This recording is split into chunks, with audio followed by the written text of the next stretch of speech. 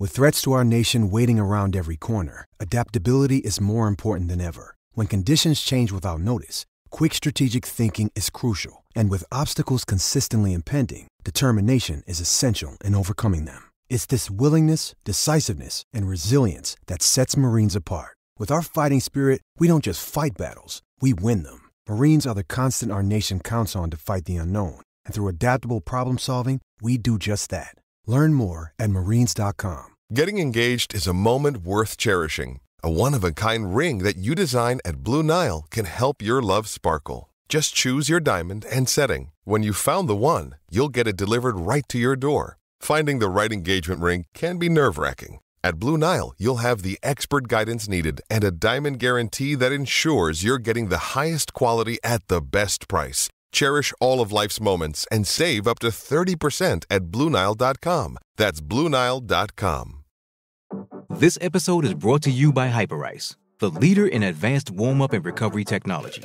They have tons of innovative products, like Venom-heated wearables to help soothe sore back muscles, Normatec compression boots to speed up recovery and increase circulation, and Hypervolt massage guns to improve mobility. Loved by athletes like Naomi Osaka and Erling Haaland. Try them yourself. Get 10% off your order with the code MOVE at hyperice.com. Thanks for choosing this free Anfield Index podcast. If you'd prefer to listen to this or any of our other shows without adverts, then now's the time to check out Anfield Index Pro. With AEye Pro, you can supercharge your entire listening experience. You'll not only get all of our podcasts without the ads, but you'll have them far faster with our quick publish feature available exclusively for subscribers.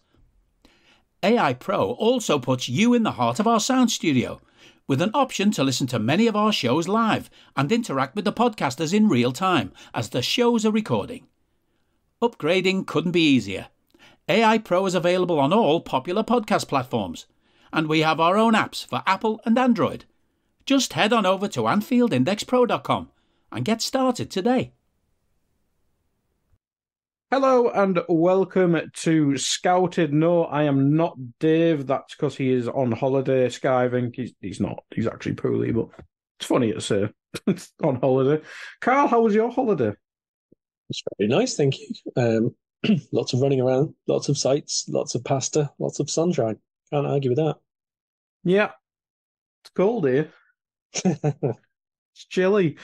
Still, actually, it was all right yesterday. I was too warm for a hoodie yesterday. That's so not bad. I'm counting that as a win. It was pissing down in today. The right direction, I believe they call it. No, because it was pissing down today, and I needed the waterproof back out. So yeah, we'll see. We'll report back next week on the weather. But we are here to talk varied stuff today. We will get to the sporting director Richard Hughes news. Which rhymes, which is fantastic. But we will start with the Euro playoffs, Karl, which do take place tomorrow. And these are some fantastic games that we will obviously do a massive deep dive into. So Path A, Path B, Path C, which is just over-convoluted mess to get into the Euros. It's basically playoffs. So these will result in 3 people joining the groups. We'll have a look at the actual groups once we finish going through this. The first game listed here is Poland v Estonia. Poland, the dark horses of every Euros they've ever been in, seemingly, against, let's go with Minnow Estonia. I only know a handful of Estonian players, to be honest. Obviously, our very own, the best player ever, Klavan. And there's a couple of Borough players that I can't remember the name of now. But yeah, surely Poland are the favourites for this. I know they've not been the same as what they have been in the past few tournaments. Yeah, they've definitely got to be favourites, that's for sure. I mean, Estonia's squad is, I think even if we say solid, that would be quite generous, to be perfectly honest. A couple of players that they've got who are at half decent clubs. Maxim Pascocci plays for Grasshoppers now. That goalkeeper who was with Arsenal, Hein, I don't know if he's still there or if he's out on loan or he left them, but he's joined me on every FM this year. So. Klavan is still part of the squad as well. Is he? 130 caps or something like that these days. So Yeah, he's still doing the job. Like they've done well to get this far. I think we can say that without being disrespectful. This is a nation which has obviously never qualified for a major tournament. Obviously, as their own nation, they used to be part of Soviet Union, so they technically went to tournaments there. But in and of themselves, Estonia has never been to a tournament, never really been that close. So this is already broken new ground for them. I suppose we can say. I wouldn't expect them to beat Poland. I absolutely wouldn't expect them to win 2 matches to get there. Well, it's not. Poland's probably the hard one to get through, to be fair. I mean, Wales have obviously had like a golden generation, I suppose, getting to the semi-final all those years ago now was obviously a massive achievement for a country like Wales, but obviously Gareth Bale now gone. Aaron Ramsey's been injury hit and dropping down tiers of football for a while now. It's not the same as it was probably like half a decade ago, or probably even a decade ago now, against Finland, who qualified for the last Euros, if I remember correctly.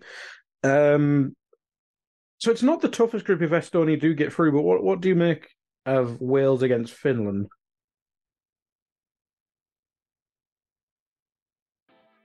Are you that person who has everything? The coolest merch and those must-have fan threads? Well, over at our Anfield Index shop, we've gone that extra mile when it comes to pimping up your Liverpool collection.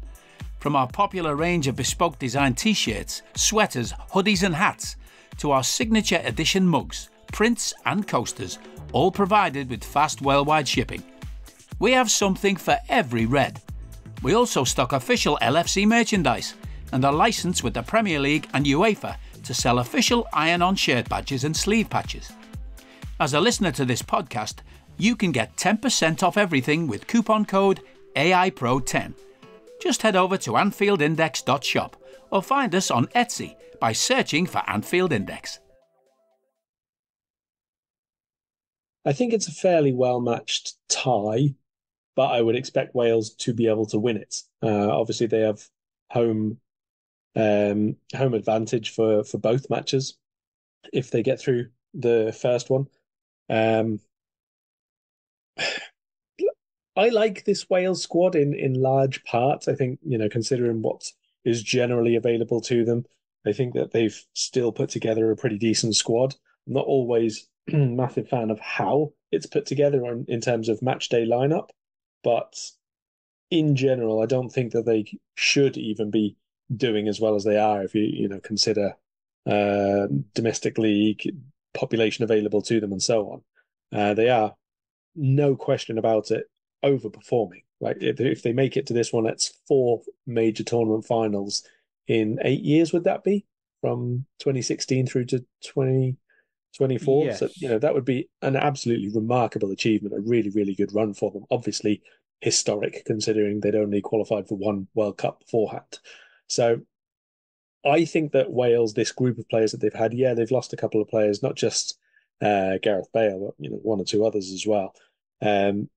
But as a group, I still think that there's enough of the mentality, of the togetherness, of the know-how of those who have been to 1 and 2 tournaments already now, just to be able to get over the line. I think on home soil against Finland, I definitely expect them to win that game. Poland will be a really tough game, assuming it is those 2 teams who play that final in that path, in that qualifying playoff.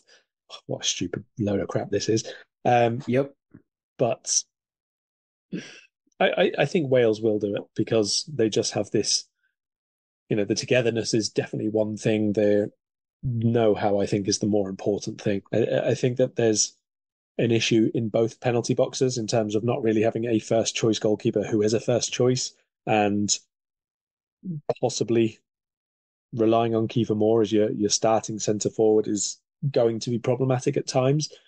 But rather than focus on the centre forward being not necessarily as free scoring as you'd like him to, I think you've got a choice there to make of either to go with the informed goal scorer who's not necessarily going to be a hold-up battering ram, or you go with the system, but also the approach play, which is just going to let everybody around Kiefer Moore make the most of their talents, basically. If you can get Dan James or Harry Wilson, and if you can get Brennan Johnson plenty of space and plenty of touches of the ball and in the final third with other runners around them, you've got a really good chance. And if you don't think that Kiefer Moore is going to contribute enough, then obviously Broadhead's been in really, Nathan Broadhead for Ipswich has been in really good goal scoring form this season. So you've got a very capable and confident player who is capable of scoring goals there. You got to pick and choose which one is going to make the impact in each game. To be fair, it's a nice three behind the one, really. I mean, Brennan Johnson's very much up and down for Spurs, but he seems to have at least found a starting spot there. I know Dan James has been one of the better players for Leeds, or he certainly provided a lot of goals and assists. I'm sure I saw that on Twitter the other day. And Harry Wilson's a very dependable Premier League player nowadays. So it's a nice options to have. It's just whether finding the balance up front. I know Dan James played false nine a little bit, didn't he? So it'd be interesting to see where they go with that. But yeah, it's an interesting one. Who do you fancy getting out of Path A? Christ, what a sentence. I'm going to go for Wales. They don't lose very many. That's quite an important thing. I mean, I haven't looked back into it since all these qualifiers were finished and everything, but we just spoke about Estonia a moment ago. I looked back through their results very, very, very quickly, and not good, I think, is the best way to sum that up. I think they, in 2023, didn't win a single game, and obviously they haven't in 2024 either yet. So not quite sure how they arrived there. A 1-1 against Thailand seemed to be their best recent result. So I'll probably not go for them. I will go for Wales, just about.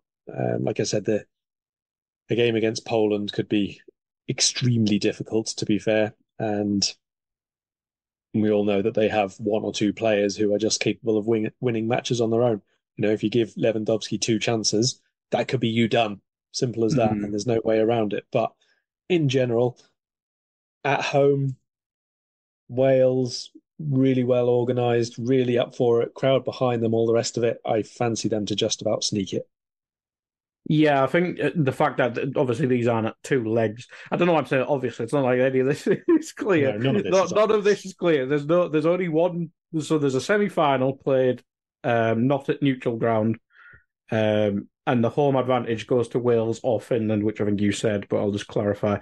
And that's off obviously a one-legged final and a one-legged semi-final. So it's a bit of a mess, but hey ho, it is UEFA doing UEFA things. I'd say boringly Poland probably go through, but it wouldn't surprise me if Wales just do Wales things, and if they do get through, playing in Wales is massive, I think. Well, international football's obviously a little bit different in terms of you can't really say recent form because that tends to stretch back like 10 months most of the time.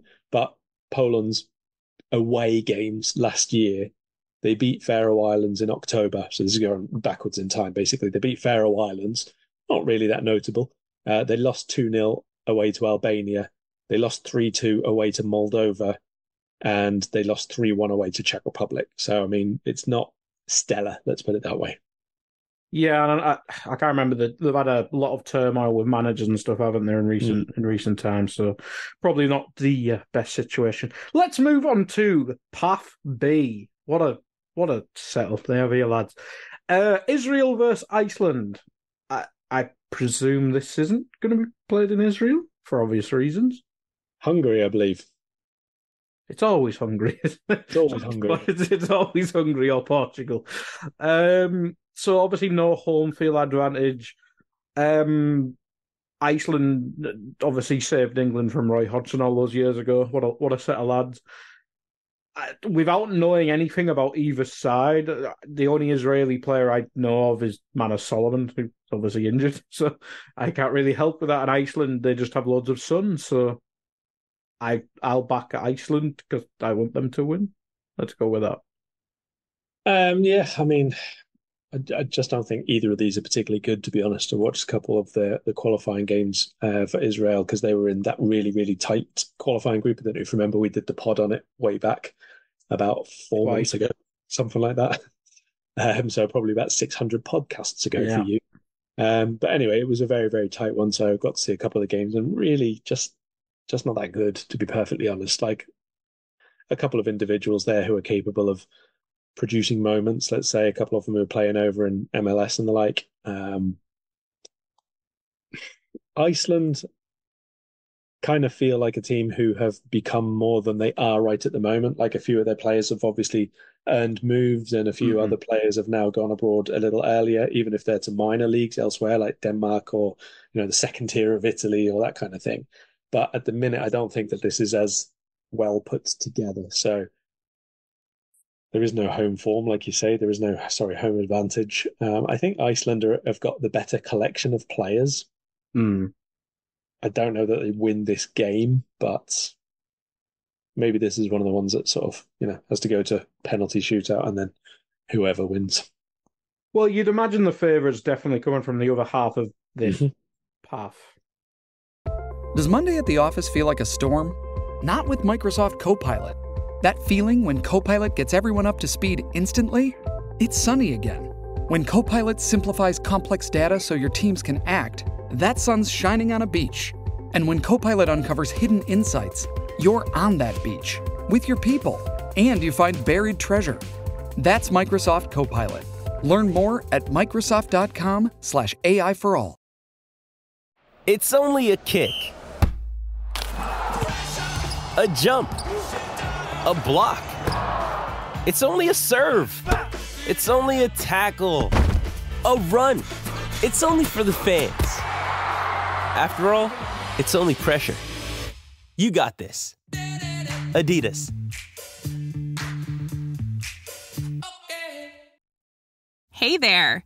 Did you know Kroger always gives you savings and rewards on top of our lower than low prices? And when you download the Kroger app, you'll enjoy over $500 in savings every week with digital coupons. And don't forget fuel points to help you save up to $1 per gallon at the pump. Want to save even more? With a Boost membership, you'll get double fuel points and free delivery. So shop and save big at Kroger today. Kroger, fresh for everyone. Savings may vary by state. Restrictions apply. See site for details. I can't even say draw. It's a path. What the fuck? There's no draw. Jesus Christ.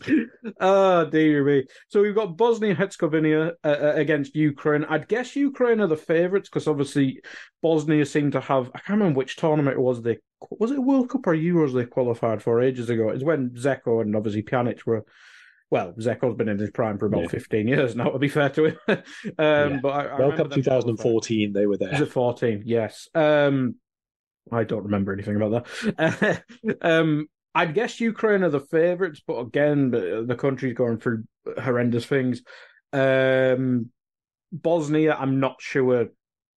Outside the two main lads, again, I don't know many of their footballers, but Ukraine have obviously been dealing, football-wise, I should say, should clarify, with their situation, and it's obviously in Bosnia. These are the lads who get the home advantage in the final, which again Ukraine, let's be honest, probably in Hungary or Germany or wherever the hell. Who do you fancy this one? Is it just pick Ukraine and then England will see them at some point in the tournament because they always would do? Probably. Like Ukraine have got by far the better squad and the better form. In fact, out of all of these four teams in this path. You're right, that's garbage saying that, isn't it? God, this path. What? Yeah. They have. They've simply got better players, and I suppose we can say that they have a cause in the squad as well, whether it's togetherness or a particular commitment. There's a lot of emotion, obviously, behind a lot of their matches still. So, just having passed the anniversary of that as well, I doubt that that's going to lessen the impact anything at all. So. I will go for Ukraine to see off Bosnia and then win the final.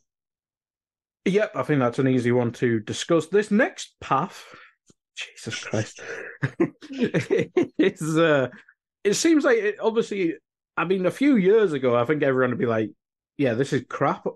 Without having watched any of these sides, I know some of the players, obviously, but when we did that podcast a couple of international breaks ago, twice, we discussed that some of these underdog sides had a real chance of qualifying and did so well in some of the tougher groups. And Georgia versus Luxembourg, obviously we know of Georgia and obviously Kvaratskhelia is their big shiny star, but Luxembourg were one of the stories of the actual group stages, which I am going through and I can't find because this website's crap. There they are. They came third in Group J, which was Portugal and Slovakia. Finished above Iceland, who we just discussed. They have two teams going. I don't care. I don't care enough to discuss how teams get onto a path. But Luxembourg finishing with 17 points, 7 more than Iceland, against basically proven sides. Portugal, obviously one of the favourites to win it, and Slovakia, who always qualify for these tournaments. It's mighty impressive to get 17.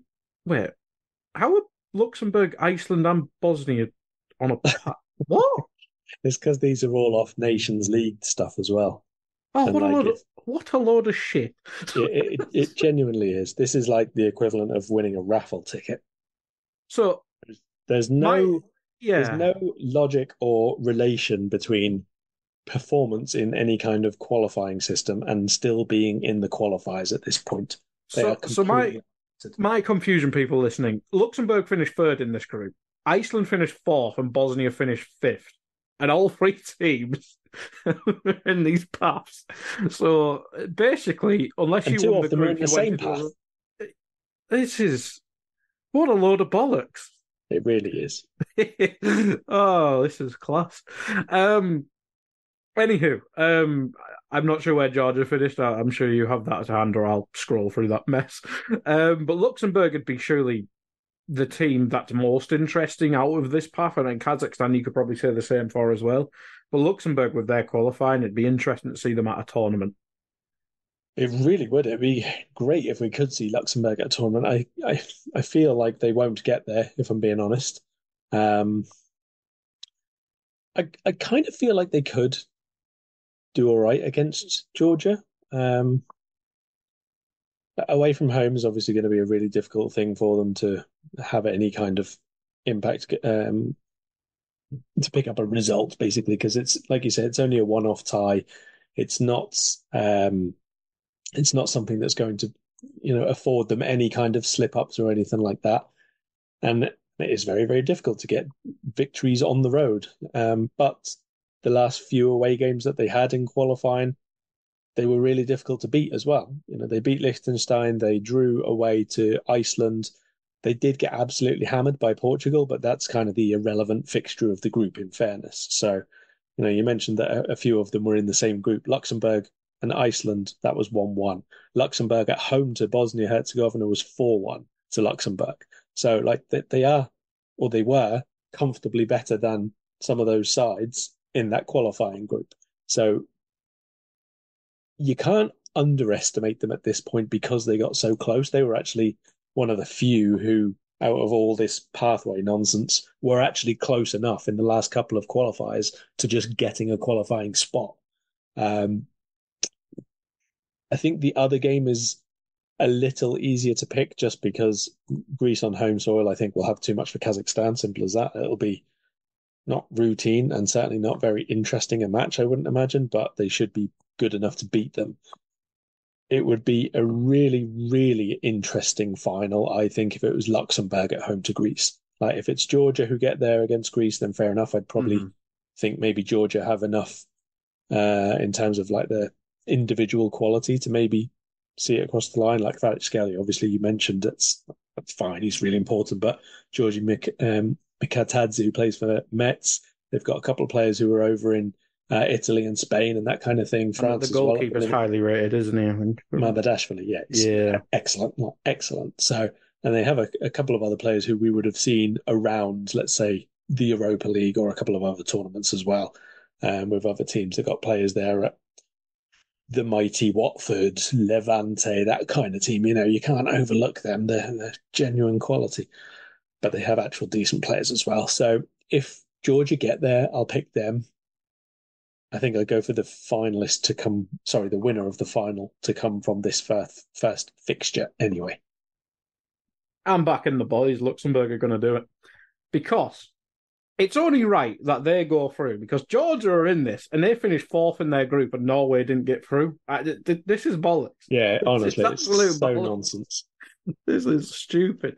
I'm backing Luxembourg. So that would leave us just to go through the groups. Germany, Scotland, Hungary, Switzerland, Spain, Croatia, Italy, Albania, Slovenia, Denmark, Serbia, England. This image has got playoff winner. So Path A winner, we'd have Wales. So it'd be Wales, Netherlands, Austria, France. Then it'd be Belgium, Slovakia, Romania, Ukraine. I think we picked for that one, didn't we? Then it'd be Group F, Turkey, Luxembourg, hopefully, Portugal, or Czech Republic, and Czech Republic, not all.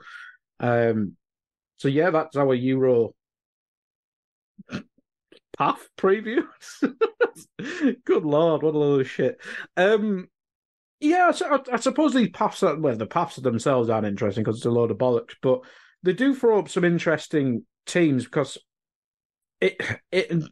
some people probably say it'd be like a waste of a space to perhaps have Luxembourg and stuff in there, but they're probably one of, if not the only success story of the Nations League. I mean, I've not done a deep dive on it or anything, but you can clearly see the progress because, let's be honest, in the 30-odd years, nearly 30 years I've been watching football, Luxembourg have never been on anyone's radar, and the fact that they got 17 points, I think I said earlier, in any qualifying campaign, I think that's something that should be rewarded because it wasn't an easy group. As I said earlier, Portugal and Slovakia in there, and even Iceland, and even Bosnia, we bloody went on about.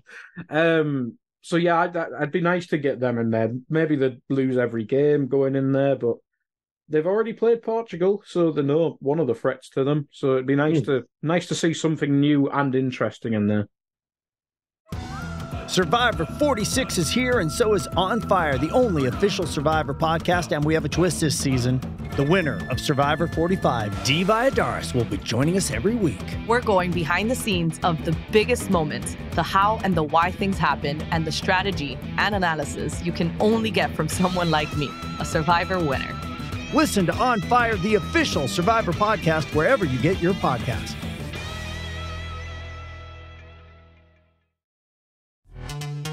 This episode is brought to you by Pepsi Wild Cherry. Pepsi Wild Cherry is bursting with delicious cherry flavor and a sweet, crisp taste that gives you more to go wild for. Getting wild may look different these days, but whether it's opting for a solo Friday binge watch or a big night out, everyone can indulge in their wild side with Pepsi Wild Cherry. Also available in Zero Sugar. So grab a Pepsi Wild Cherry and get wild. Hello. I'm here to annoy you. I'm here to annoy you into listening to more of me and more of others on EPL Index. We don't just have the Anfield Index stuff. We've got EPL Index as well, which covers the entirety of the Premier League. And we have 3 podcasts and a whole bunch of really good writing on EPLindex.com. The podcasts are my own two-footed podcast, which is every day at 4 p.m., Monday through Friday, covering the whole league. We have A Tad Predictable, hosted by Tadiwa. You know Tadiwa, he does Anfield Index. He presents A Tad Predictable before every Premier League match week. And then Kevin DeVries and his crew on the EPL Roundtable, they're every week after the Premier League match week. So make sure you listen to everything we're doing on EPL Index and follow us there on Twitter at EPL Index. Thank you. Bye-bye. Yeah, I completely agree. I mean, like you say about them getting 17 points, they won 5 matches in qualifying. There are teams there who didn't win that many games.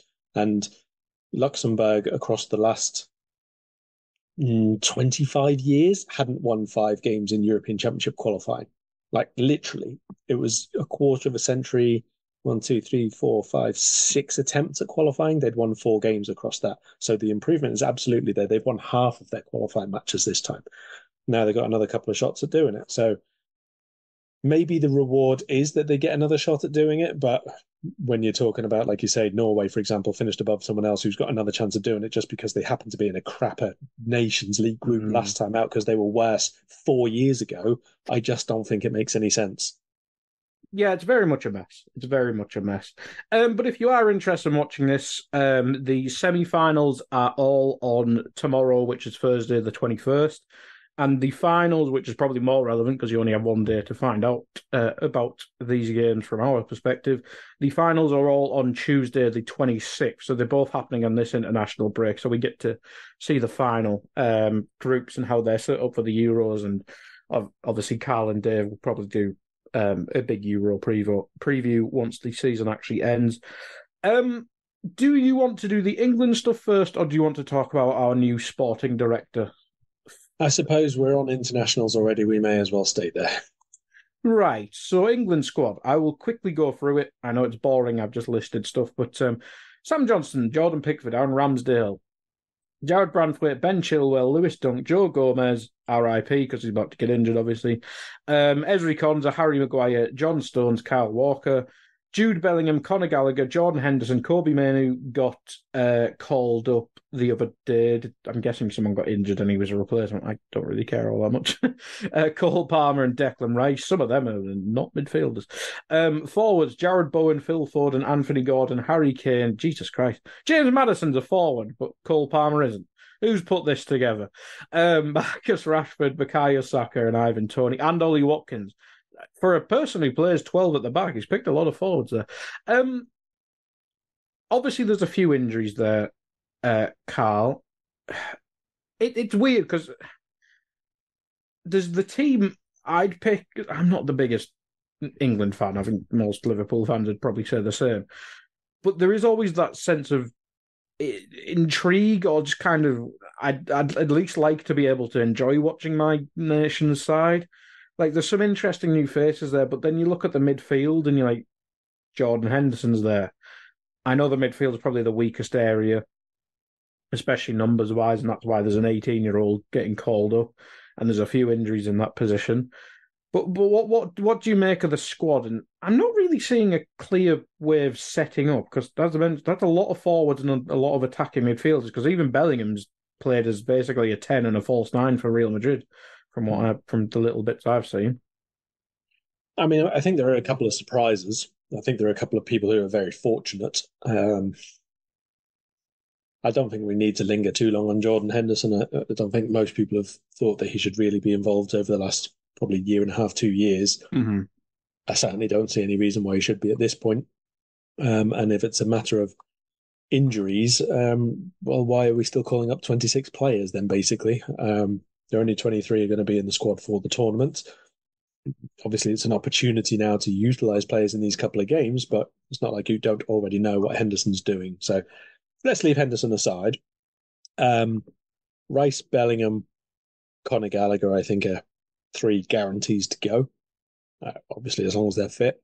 James Maddison, I think, should be as well, but I would be surprised if he was anything other than Jude Bellingham's alternative, let's say. Obviously, he can play maybe from one side in a front 3, but that tends to be the left-hand side, and that tends to be where England have a lot of options in those wide areas anyway. So I think I would personally be taking Maddison, but it would be as Bellingham's alternative, and Bellingham would be a very, very adventurous offensive. Are you thinking, how would Gareth Southgate set up, or how are you setting up here? A bit of both. I think Bellingham usually plays as an 8, whereas I would further forward. But yeah, exactly. It does a little bit depend on your midfield arrangement as well, because he does tend to play Declan Rice by himself, whereas I think we've seen Rice this season be better as part of a 2, but you need a double pivot in that case, which England don't really have at mid. Yeah, because I think Calvin Phillips' West Ham loan obviously hasn't worked out so far, and that's probably a result of him not playing football for 18 months at that stage. I feel like out of the limited actual midfield options, he's probably the only one who could, earns a strong word with Gareth Southgate, but reclaim his spot.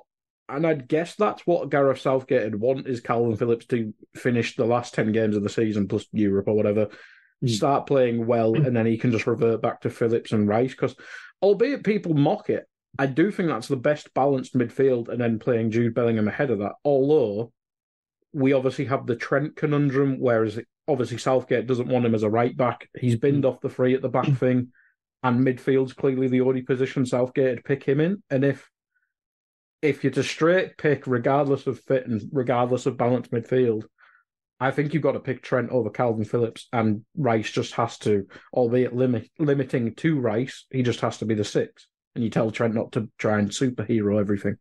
Yeah, well, that's what I mean. I mean, if you were to play a double pivot, like Trent and Rice is probably a decent pairing. Like, Trent obviously gets to be a bit deeper and have the space and pick his range of passing if Rice is pushing on and using his physicality and his ball carrying and all the rest of it.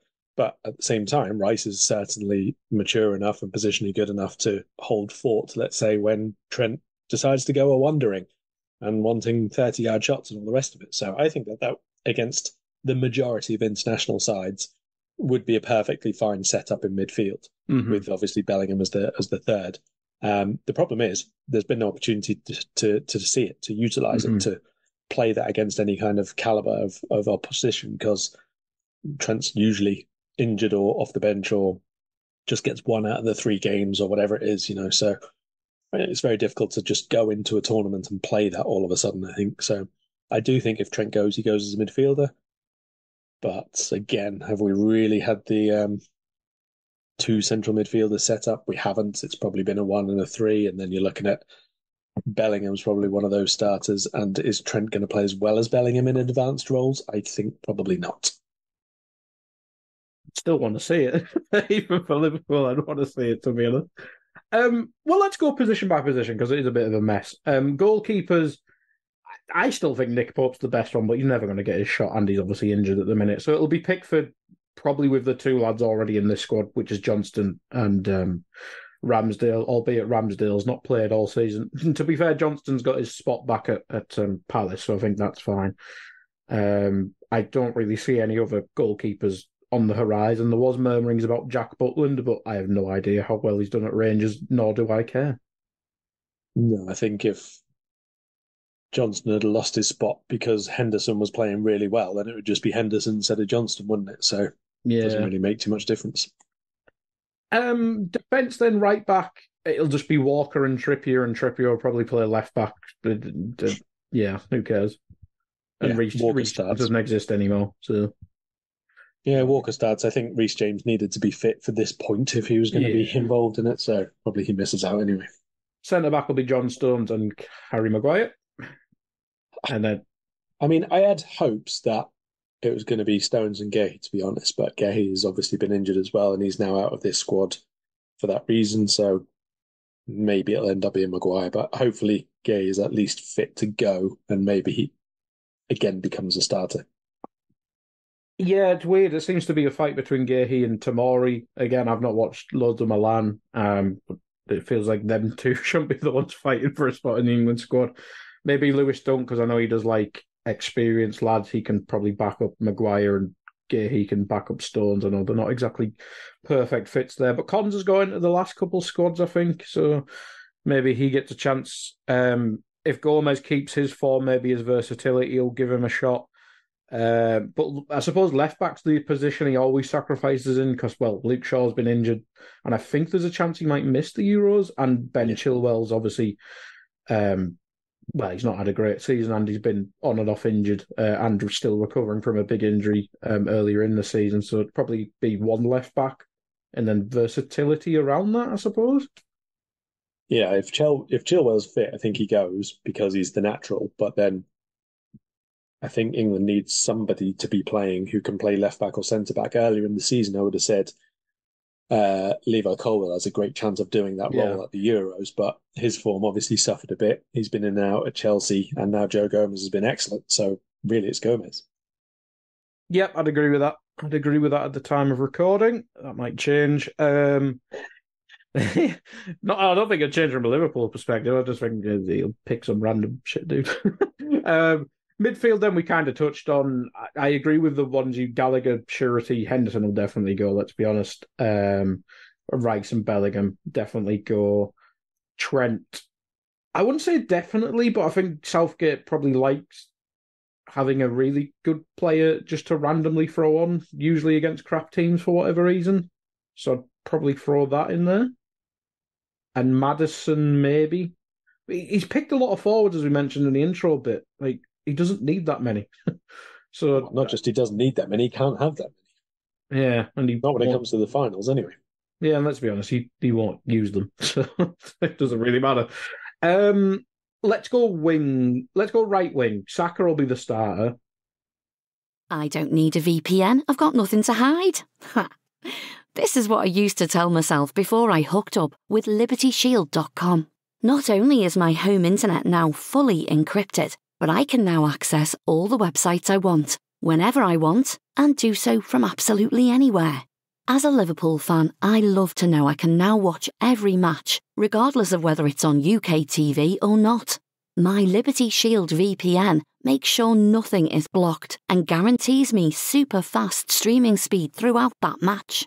You can get connected right now with their software package, which includes a 48-hour no-obligation free trial and instant access to their apps for Apple, Android, Fire TV, PC, Mac, and Android TV. Or go a step further like I have and get one of their pre-configured VPN routers. These small but powerful devices allow you to easily connect every device in your home to VPN, making it the perfect solution for smart TVs, Mac boxes, and games consoles. Visit LibertyShield.com today and use coupon code AIVPN25 to get 25% off at checkout. He's never really found out how to get the best out of Phil Foden. Now, Foden will go, but I'm not sure if Foden will be the starting left winger. So maybe Foden will be the backup right winger, which is very good and very bad at the same time. Because if you can't figure out how to use Foden and Trent by extension, you probably shouldn't be the England manager. I mean, look, Phil Foden should be starting for England. No question about that whatsoever. I would say he should be our most advanced number 8, except for Jude Bellingham exists, and therefore Jude Bellingham has to be that player. So you have to find a way to fit Foden in anyway.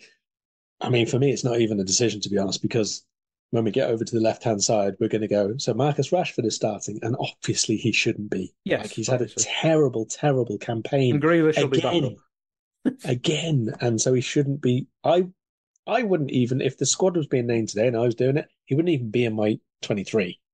He just wouldn't. Like, I would make space so that Maddison is the alternative to Cole Palmer and Foden and Saka, for example. Those would be my wide forwards. Simple as that. Those are the players who are playing best, who are most effective, who create and score, who have great work ethic, who have really good positional intelligence, and who have been more consistent than Rashford. Like, that's 4 easy better than him this season. So the only way I would be taking Rashford is if I sacrificed another player somewhere else. You know, if I did have, I don't know, 2 fullbacks who could play centre-back as well, so I only took 3 natural centre-backs, let's say. Rashford just wouldn't be getting in my squad. It's just that simple. Yep, that's the thing. I think it should be Foden left, Saka right, Bellingham as the 10 behind Harry Kane. I think that's quite a lot of people's ideal England setup. But as you said, it will be Rashford. And if Grealish comes back from injury, he'll probably be the backup left winger. And, well, none of them are similar. I think he misses out, mate. I think Grealish misses. Do you? Yeah, I do. I think he's had too much of an off-season to... Like, he was never... Not like a Henderson or a Phillips, where, like you say, rightly, that if they have a good run, they'll get back in. I don't think Grealish has ever been there. Like, Trippier had one of the most horrendous runs of form mid-season this year that you could possibly imagine. But you know that he'll be in if he has a good, like, final half a dozen games or whatever, because he's earned that trust already. He's earned that position in the squad. I don't think Grealish has ever done that. I don't think you can leave out Cole Palmer after the season he's had. Like, if he has one of these upcoming games for England which are half decent, I just think he's in. Simple as that. Like, he's been much better. He's been much more reliable. He's been really consistent. He's quite obviously a player for the next, let's say, 8 years, 10 years. Yeah, if everything goes to plan. Grealish obviously isn't because he's that much older. So if Saka and Foden are absolute locks for wide areas, then you've only got 2 spots left. I don't think Grealish gets in. I think it's going to be a fight between like Cole Palmer and Maddison, And Palmer's probably winning because he's been all right since he come back from injury, but he's not the same, obviously. It will be Rashford, though, won't it? That's the thing. Well, let's put it this way. There's no point in Jared Bowen being in these squads. Well, that's the thing. He had an awful run anyway. Then he obviously got a hat-trick out of nowhere and has been a little bit better recently, but it's just not going. There's no way he's going, is there? Well, no. And it's a shame because he did start the season off brilliantly. And the season amazing at the start of the campaign. And the season before last, he was excellent as well. And it took too long for him to get an England call up, if I remember correctly.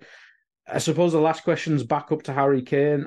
Stylistically, I think Ivan Toney's probably the best fit, but form-wise, it just simply has to be Ollie Watkins. Yeah, I think Ollie Watkins is this generation's like Jermaine Defoe, basically, isn't he? Where he's really good and he's a goal scorer, but he's not anyone who's going to start because there are other players of a different style ahead of him, basically. I think Watkins has to go. And the simple reason for that is, well, you're absolutely right in Toney being the Harry Kane light, let's say. He's kind of won that battle out of, who was it earlier on? It was Toney, Calvert-Lewin, Tammy Abraham, and maybe someone else along the way who slipped my mind. So he's the one who's kind of had the longevity and managed to kind of get himself in ahead of those, despite being suspended for 7 months. But I don't see any point in taking a Harry Kane alternative when Harry Kane does not ever get subbed or be replaced or anything like that. Like, Kane will just play all the minutes. Yeah. Unless he's either injured or the game is already sort of wrapped up. Like, if he's having an off game, Southgate still leaves him anyway. So I think Ollie Watkins can play more with Harry Kane, whereas Toney and Kane make zero sense. Yeah. So like, you have to take a second forward who is going to be able to play either beyond Kane, like making the runs past him, or just be a completely different type of striker. There's just not really much point in taking Kane version 2. Yep, very true. Very true. I have no idea if we picked actually 23 there, but there's our England squad. It'll probably change in a couple of months. Not for old Southgate, though. Well, maybe you'll have Phillips back in. That's probably the shout. Let's go on to our new sporting director then, Richard Hughes. It's been long linked, Karl. He was a name that was doing the rounds even before the Michael Edwards stuff. I'm guessing it was obviously all connected. We know their friendship and relationship. It's certainly one that's kind of came out of the blue. Right, so Karl's had to hop off onto another work call, and instead of putting on the Richard Hughes stuff as like an aperitif or whatever, that's probably the wrong word. That is the wrong word, but I'm going to roll with it. What we're going to do is cut it off here. So a nice shorter pod, which I think, fingers crossed, might mean it goes on the free side because it's shorter than the 50 minutes. So you've had that. So we'll package this as a Euro one together and we'll do a Richard Hughes Bournemouth deep dive, maybe Friday, maybe next week. And it might be Dave instead of me, which is probably a bonus. So that's what you get. You get somebody who actually knows more about football than I do. But thank you for listening. Hopefully the Euro stuff is actually enjoyable. And here's to Paths. Up the Reds. We hope you enjoyed listening to this Anfield Index show. Please be sure to subscribe to our channel so future podcasts find their way to your device automatically. There's nothing quite like fan engagement, and we'd love to know what you think of anything discussed on this show. The best way to get in touch is over on our free Discord community, where both podcasters and listeners debate the hottest LFC topics 24/7. Sign up free now at AnfieldIndex.com/Discord. You won't regret it. You can also follow us on Twitter at Anfield Index and find us on Facebook by searching for Anfield Index. Oh, and before you go, we'd love it if you could leave us a 5-star review on your favourite podcast app. It only takes a couple of seconds, and it means the world to the people who create these free shows. Sports Social Podcast Network.